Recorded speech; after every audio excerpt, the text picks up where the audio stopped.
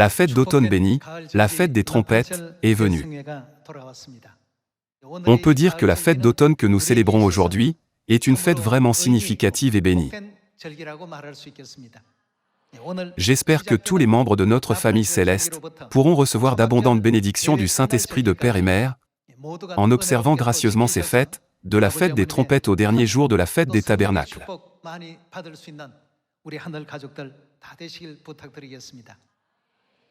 Aujourd'hui, revenons sur l'origine de la fête des trompettes. Il y a 3500 ans, Moïse a passé 40 jours et 40 nuits avec Dieu sur le mont Sinaï pour recevoir les premières tables de pierre contenant les 10 commandements. Pendant ce temps, il a jeûné, sans boire d'eau, ni manger de pain. Les Israélites qui étaient au pied de la montagne pensaient que Moïse avait dû mourir, puisqu'il avait monté la montagne sans prendre de nourriture ni d'eau à boire.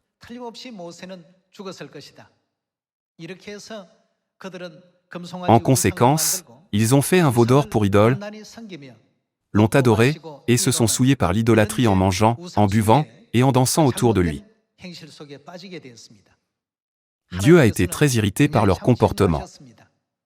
Quel est le premier commandement parmi les 10 commandements? C'est « Tu n'auras pas d'autre Dieu devant ma face ». Et la seconde? « Tu ne te feras point d'idole ». Ce sont des lois que Dieu interdit strictement d'enfreindre. En voyant cela, n'est-il pas profondément troublant qu'une telle situation se soit produite? C'est pourquoi, après avoir donné les 2 tables de pierre à Moïse, Dieu a dit « Descends, parce que ton peuple a commis des péchés abominables. » En descendant la montagne avec les 2 tables de pierre, Moïse a regardé toutes les actions et tous les comportements du peuple et a été rempli de colère. Il a ensuite jeté les tables de pierre au pied de la montagne et les a brisées en morceaux. Après que Moïse est descendu de la montagne, Dieu a souligné toutes les fautes que les Israélites avaient commises,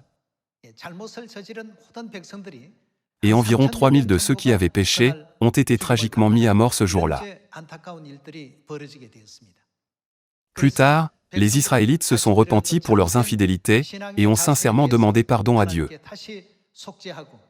Lorsque Dieu a vu leur repentance, il a ordonné à Moïse de monter le mont Sinaï, le premier jour du 6e mois selon le calendrier sacré, afin de recevoir les 2e tables des 10 commandements.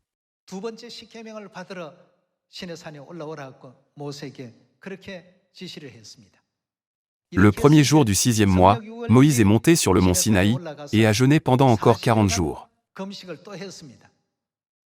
Plus tard, il a reçu les 2 tables de pierre et est descendu le 40e jour, le 10e jour du 7e mois. Dieu a choisi ce jour comme jour des expiations pour se souvenir qu'il avait pardonné les péchés que les Israélites avaient commis. Ainsi, chaque année, pour s'assurer qu'ils n'oublieraient pas le jour des expiations, on devait sonner des trompettes pendant 10 jours. C'était pour alerter les Israélites, en leur signalant qu'il était temps de se repentir de leurs péchés et de se préparer à l'expiation de leurs péchés le jour des expiations. Cette fête s'appelle la fête des trompettes. C'est le premier jour du 7e mois selon le calendrier sacré, qui est aujourd'hui. Par conséquent, aujourd'hui est le moment pour nous d'expier pleinement et de nous repentir de tous les péchés que nous avons commis dans le ciel et sur cette terre, y compris les péchés que nous avons commis, sans même savoir qu'ils étaient des péchés. Ce faisant, nous prions Dieu de nous ouvrir le chemin pour recevoir de nouveau la grâce de Dieu et retourner dans notre maison céleste éternelle. À partir de la fête des trompettes, pendant 10 jours, nous offrons des prières tôt le matin et le soir. À travers ce temps, nous pouvons réfléchir sur nous-mêmes et rendre grâce une fois de plus pour la grâce de Dieu qui nous est accordée. Par conséquent, aujourd'hui, réfléchissons à la signification de la fête des trompettes. L'Ancien Testament est rempli de prophéties, tandis que le Nouveau Testament est leur accomplissement. En considérant tous les péchés que nous avons commis, à partir du péché de trahir Dieu dans le ciel et d'être chassés sur cette terre, même jusqu'à présent, nous commettions le péché de manquer de montrer de la gratitude pour le salut et la grâce que Dieu nous a accordée. Pourtant, nous n'avons pas encore correctement fixé le chemin de notre vie de foi. Parfois, nous n'avons pas pu abandonner complètement les désirs du monde, bien que nous soyons sur le chemin du ciel. C'est-à-dire que nous avons mené des vies, sans être pleinement engagés dans un chemin ou dans un autre. De cette fête des trompettes jusqu'au jour des expiations, nous devons nous repentir et demander l'expiation de Dieu pour vivre de telles vies.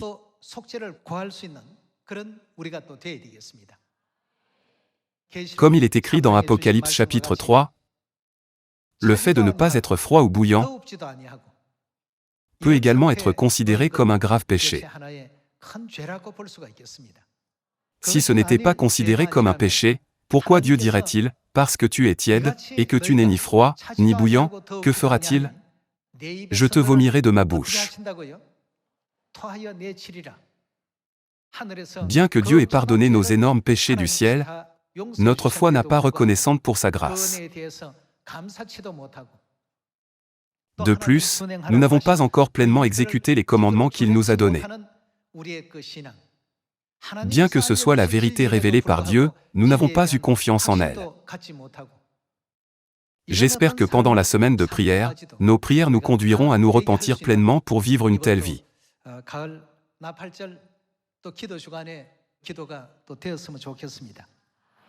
Par conséquent, aujourd'hui, j'aimerais examiner attentivement toutes ces questions avec vous avec le sermon intitulé « La parabole des 10 vierges et la confiance en la vérité ».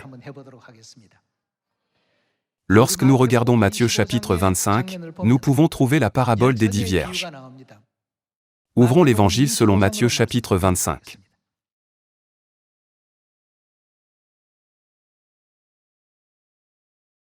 Matthieu chapitre 25, verset 1. Alors le royaume des cieux sera semblable à 10 vierges qui, ayant pris leur lampe, allèrent à la rencontre de l'époux. 5 d'entre elles étaient folles, et 5 sages. Les folles prirent leur lampe, mais ne prirent pas d'huile avec elles. Mais les sages prirent, avec leur lampe, de l'huile dans des vases. Que représente l'huile? Elle représente la foi. Voyons le verset 5. Comme l'époux tardait, toutes s'assoupirent et s'endormirent. Au milieu de la nuit, on cria, « Voici l'époux, allez à sa rencontre ». Alors toutes ces vierges se réveillèrent et préparèrent leurs lampes. Les folles dirent aux sages, « Donnez-nous de votre huile, car nos lampes s'éteignent. » Les sages répondirent, « Non, il n'y en aurait pas assez pour nous, et pour vous, allez plutôt chez ceux qui en vendent, et achetez-en pour vous. » Pendant qu'elles allaient en acheter, l'époux arriva, celles qui étaient prêtes entrèrent avec lui dans la salle des noces, et la porte fut fermée.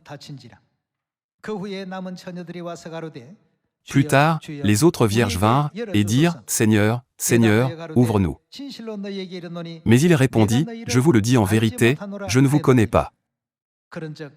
Veillez donc, puisque vous ne savez ni le jour, ni l'heure. »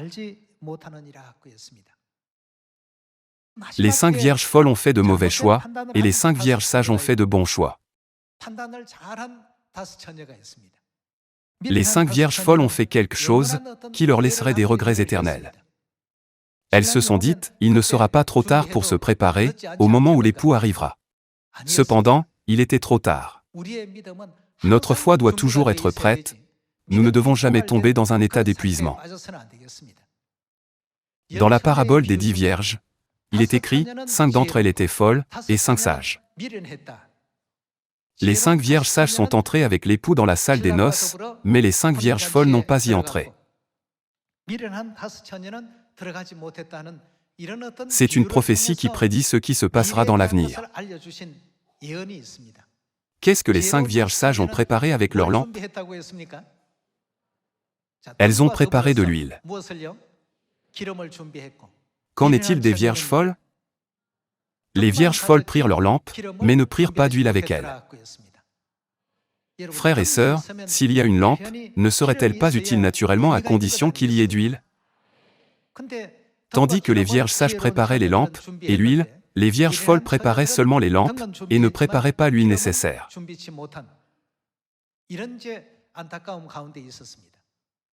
Frères et sœurs, qu'est-ce que Père et Mère nous ont enseigné sur la signification de la lampe, qui doit être remplie d'huile? Ne nous ont-ils pas enseigné qu'il représente la vérité que nous possédons? Qu'en est-il de l'huile? Ils nous ont enseigné qu'elle représente la foi, qui peut éclairer le monde sombre.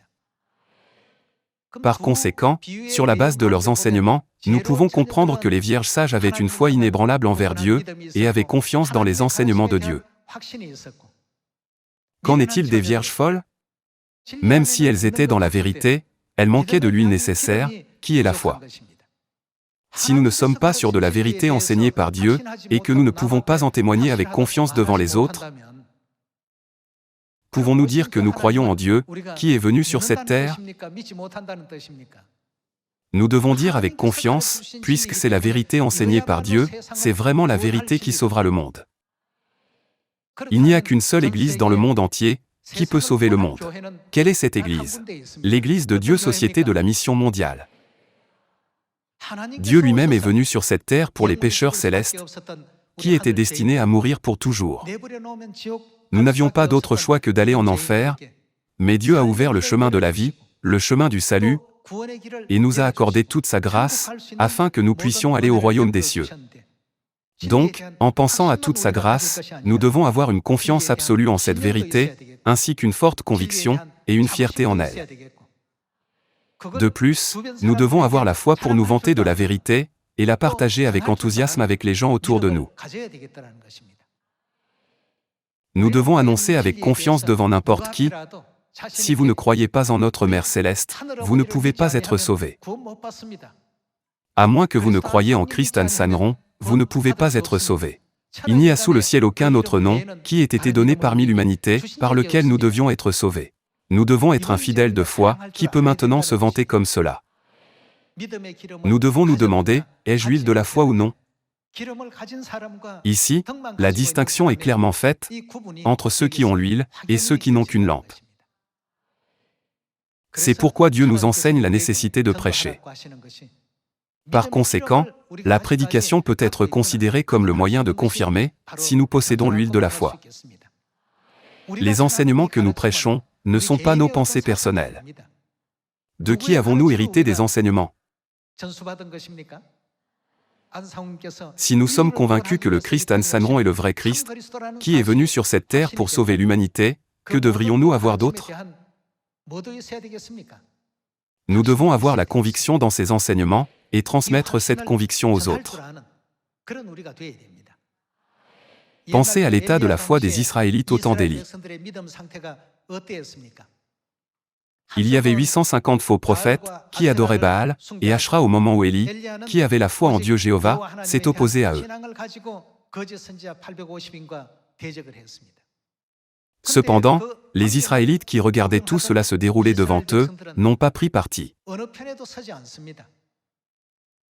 Ils hésitaient dans leur conviction en se demandant, est-ce ce côté-ci, ou l'autre? Considérons que bien que les Israélites aient été choisis comme peuple élu de Dieu, en d'autres termes, bien qu'ils aient une lampe, que leur manquait-il encore? Ils n'avaient pas d'huile du tout, c'est-à-dire la foi en Dieu. C'est pourquoi ils n'ont pas pu discerner la différence entre la vérité et la fausseté. Leur confusion venait du fait que ceux qui adoraient Baal et Ashra semblaient si puissants. La reine Jézabel adorait également Baal et Ashra. De plus, le nombre de leurs sacrificateurs était énorme. En les voyant faire des sacrifices, cela semblait très impressionnant. Cependant, du côté du peuple de Dieu, le nombre était assez petit, et tout semblait humble, et manquant à tous les égards.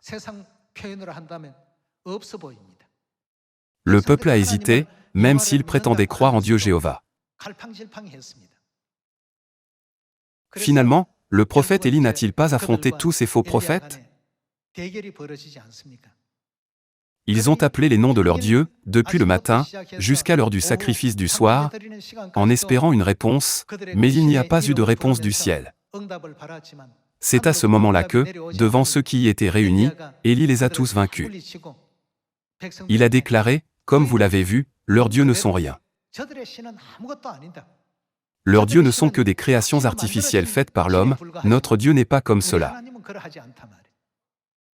Élie a fait approcher les gens de lui, et a offert des sacrifices à Dieu. Lorsqu'il a réparé l'autel, et a placé dessus l'holocauste, puis a prié Dieu, une scène miraculeuse, ne s'est-elle pas produite, où le feu du ciel est descendu, et a brûlé le sacrifice, et même évaporé l'eau qui était dans le fossé? À ce moment-là, lorsque les Israélites ont hésité, Élie a crié de frustration. Il a demandé, « Combien de temps hésiterez-vous entre deux opinions ?» C'est parce que, d'un point de vue spirituel, leur huile était épuisée. Bien qu'ils soient dans la position du peuple élu de Dieu, ils n'avaient pas d'huile. Par conséquent, ils n'avaient pas le discernement approprié pour identifier les idoles, et ils n'avaient pas non plus la conviction en Dieu. À la fin, qu'est-ce que le peuple a finalement dit, après qu'Élie a été victorieux dans cette confrontation, et a éradiqué tous les prophètes de Baal? Ils dirent, « C'est l'Éternel qui est Dieu. » Si nous pensons en nous-mêmes, est-ce que je possède actuellement l'huile de la foi ou non? La réponse à cette question se trouve lorsque nous démontrons notre foi en Dieu. C'est la démonstration de la confiance avec laquelle nous révélons et témoignons de la vérité de notre Mère Céleste à beaucoup d'autres. N'est-ce pas ce qui signifie que nous avons l'huile de la foi? C'est pourquoi Dieu nous a dit de prendre courage en vivant dans ce monde. Regardons Jean chapitre 16.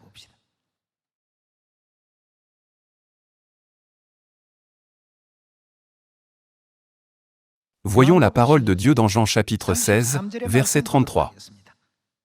Jean chapitre 16, verset 33. Je vous ai dit ces choses, afin que vous ayez la paix en moi. Vous aurez des tribulations dans le monde, mais prenez courage.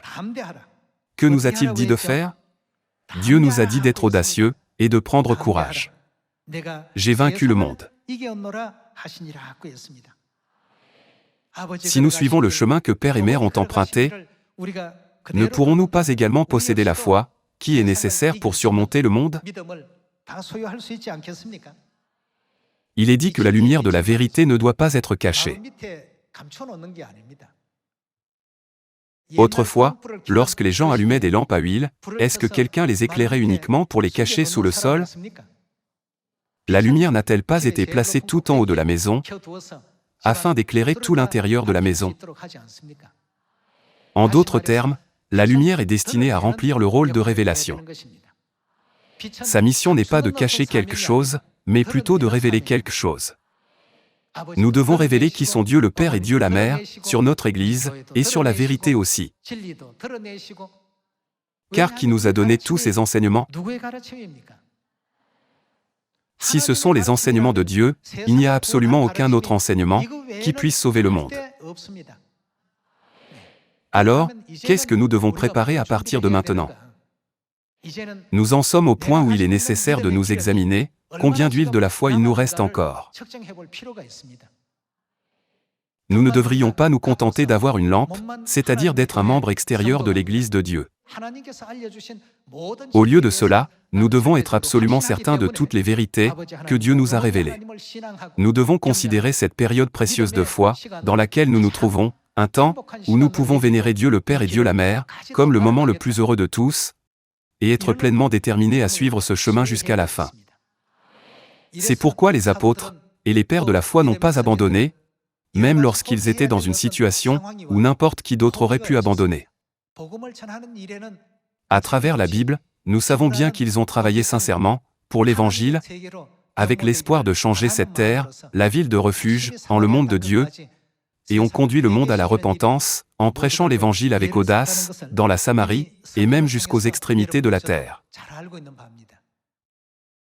Examinons-nous si nous marchons sur le chemin de la foi, en regardant le ciel, ou si nous marchons sur le chemin de la foi, en regardant la vie sur cette terre.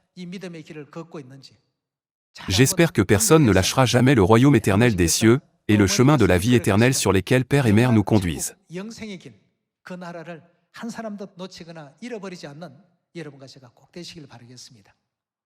D'un point de vue spirituel, les moments où nous ne parvenons pas à regarder vers le ciel sont également considérés comme un péché.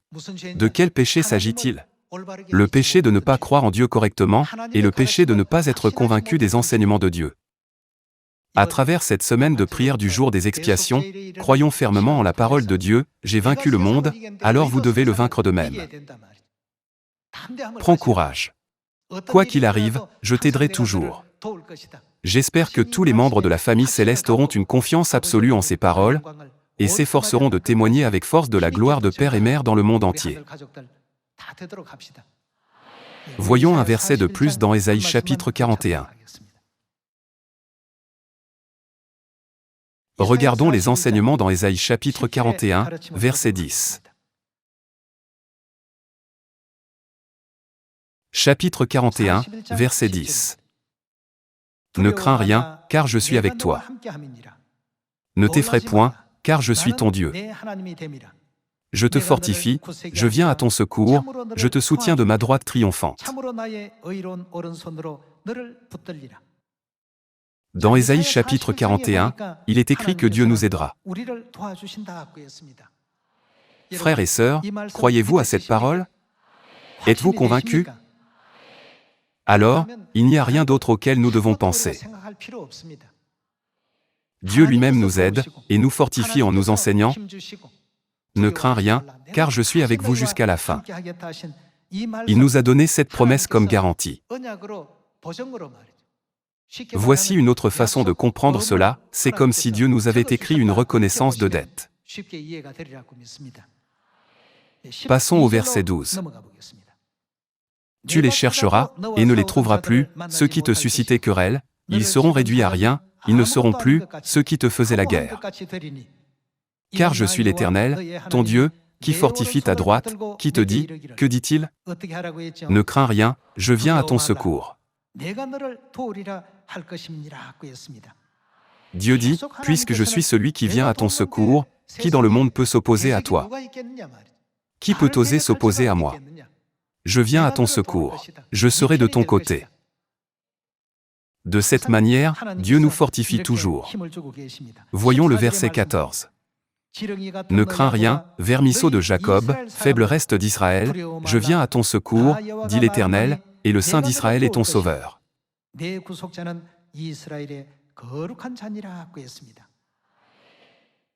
Quelle que soit la situation ou la position dans laquelle nous nous trouvons, nous devons être remplis de confiance pour nous vanter de notre Dieu. Nous devons être confiants de nous vanter de notre Église, ainsi que du fait que la vérité qui est enseignée dans notre Église a été enseignée par Dieu lui-même. Dieu aidera-t-il l'Église qui observe le culte du dimanche?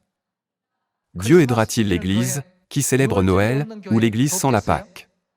Une telle Église peut-elle sauver le monde? Cependant, il y a ceux qui entravent la vérité de Dieu avec le mensonge qu'ils ont créé et empêchent les gens de reconnaître la vérité à travers leurs propres plans diaboliques inventés. Puisque cette vérité ne peut être enseignée que par Dieu, nous devons rester fermes et avoir confiance devant quiconque, peu importe qui il est. Si notre foi était comme les Israélites, qui hésitaient et vacillaient au temps d'Élie, nous devons maintenant être déterminés à nous tenir fermement uniquement du côté de Dieu, c'est le genre de foi dont nous avons besoin. En regardant en arrière les péchés que nous avons commis sans la foi, au cours de cette semaine de prière menant au jour des expiations, offrons beaucoup de prières afin de recevoir une puissance du Saint-Esprit encore plus grande et plus explosive. Veuillez penser à cet évangile d'un point de vue prophétique. Lorsque Josué est entré dans le pays de Canaan, tout le peuple n'a-t-il pas crié ensemble? Comme ils ont tous suivi exactement ce que Dieu leur avait demandé, ils ont pu être témoins de l'œuvre étonnante qui a suivi. Nous ne devons pas agir selon nos propres pensées, mais à partir de maintenant, suivre complètement les enseignements donnés par Dieu, peu importe qui nous sommes devant. Dieu a dit, « Quiconque se déclarera publiquement pour moi, je me déclarerai aussi pour lui devant les anges de Dieu, mais quiconque me reniera publiquement, je le renierai devant les anges. »